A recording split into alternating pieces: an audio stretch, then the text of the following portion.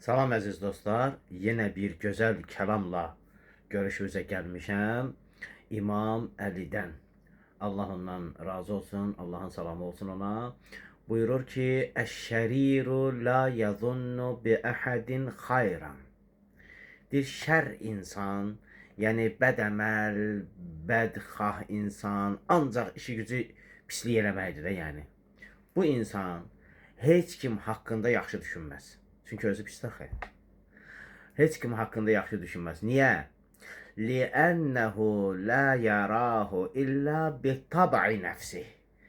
Çünki başqalarını da ancaq öz nəfsinin təbiəti ilə görər. Özü pisdir deyə başqalarını da o cür görər. Allah Taala bizi belə şər insanlardan uzaq eləsin və bizi də həmçinin şər olmaqdan uzaq eləsin inşallah. Sağ olun.